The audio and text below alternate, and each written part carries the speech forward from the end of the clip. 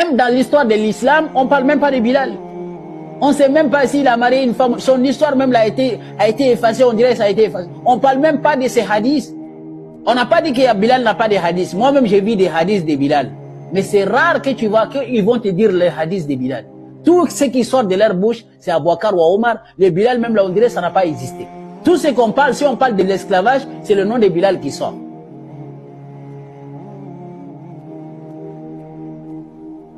C'est terminé, moi je vous ai dit. Hein. Il est temps que le noir se réveille. Je n'ai pas dit que le noir soyez des racistes. Je n'ai pas dit aux noirs soyez des racistes. Je vous dis clairement, il faut essayer de vous respecter. Imposez-vous. Montrez aux autres aussi que vous avez de la connaissance. Montrez-vous aussi qu'il est temps qu'on ne doit pas marcher sur nous. On ne peut pas être des moutons, suivre les gens comme ça.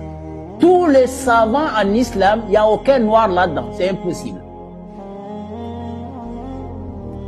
On suit leurs imams. Les imams des gens qui sont en Arabie Saoudite, Imam al-Fawzani, Imam al-Qurtubi, tout est...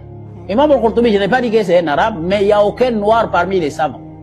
Alors, nous, on n'a pas de cerveau pour apprendre. On n'a pas de cerveau pour donner notre avis. Non. Nous, on est là seulement à suivre les gens comme des moutons. Nos imams qui sont en Arabie Saoudite, qui parlent leur étude, faire leur étude là-bas, et ils viennent chez nous, ils parlent que la Mecque c'était un exemple à suivre. La Mecque n'est pas un exemple à suivre. Si nous on va prendre des exemples, c'est dans le Coran qu'on va prendre. Nous on ne prend pas notre exemple sur Imam al-Qurtubi, ni al-Imam al-Husaymin, je ne sais pas qui, ni, comment dirais-je, Ibn Taymiyyah. Ibn Taymiyyah n'est pas un savant pour moi. Imam al-Qurtubi n'est pas un savant pour moi. C'est un être humain. Il a dit des choses qui ne sont pas vraies. Imam Shafi'i n'est pas un savant pour moi. C'est un être humain. Il est né, il a trouvé que les gens étaient déjà guidés. Imam Shafi'i ne peut pas guider quelqu'un.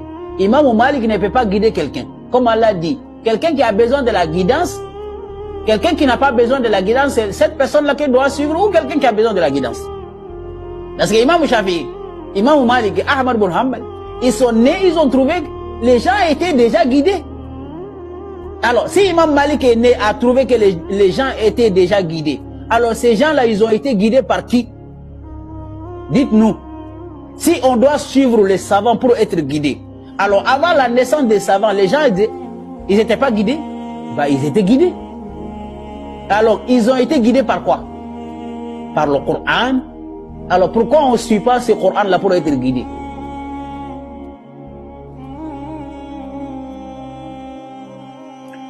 La ilaha illallah Muhammad Rasulullah. Donc, comme moi j'ai envie de vous dire, la communauté musulmane était une communauté qui n'a jamais eu la paix depuis après la mort du prophète. Ils se bagarrent, ils s'entre-ils, hein, ils sont déchirés en milliers de groupes. Lui les soufis, lui les sunnites, lui les chiites, lui les salafis, lui les wahhabis. Et tout, au même moment, tout le monde dit la ilaha illallah, mais ils n'arrivent pas à s'attendre. Ils se bagarrent, ils s'insultent. Voilà, et puis au même moment, il dit aux gens que c'est une religion de paix, c'est une religion d'amour. Ah, si c'est l'amour, montre aux gens que votre religion c'est vraiment une religion d'amour. Montre dans vos comportements. À quoi sert d'insulter les gens? À quoi sert d'insulter tout le temps les chrétiens, les juifs et tout ça? Montre-le qu'avec l'amour, que votre religion est basée sur l'amour. Parce que quelqu'un qui a l'amour, il montre, il ne va pas passer son temps à critiquer une communauté. Il ne va pas passer son temps à dénigrer les gens. C'est ça c'est ça la religion musulmane aujourd'hui. Une femme voilée sort seulement, tous les chrétiens sont en enfer. Tu vas voir un homme barbu avec le pantalon coupé sort, non, les chrétiens sont tous en enfer. Vous pensez qu'avec ce genre de discours, les gens vont comprendre que l'islam c'est une vérité? Non, vous êtes en train de montrer que la religion, ce qu'ils ont dit, c'est vrai. La religion musulmane est basée sur le massacre, le racisme et détester les autres, non la paix. C'est vrai que tout le monde déteste l'islam. En France, ils n'aiment pas les musulmans. En Chine, ils n'aiment pas les musulmans.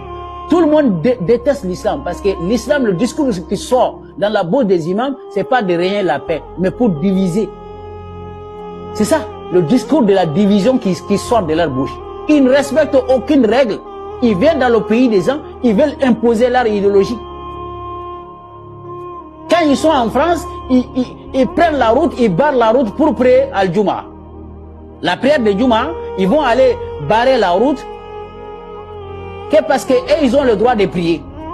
Dans un pays qui n'est pas le vôtre, qui n'est pas votre pays, vous venez dans un pays, vous barrez la route, les gens qui sont habitants, qui ne sont pas musulmans, vous les dérangez. L'islam a autorisé ça. L'islam a autorisé de barrer la route pour empêcher les humains de passer. Par exemple, peut-être quelqu'un qui est malade, il veut passer, il veut aller à l'hôpital, vous barrez la route.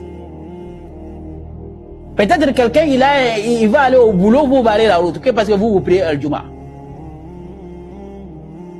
Vous allez fatiguer les gens parce qu'il est l'heure de la prière. Toi, tu pries dans la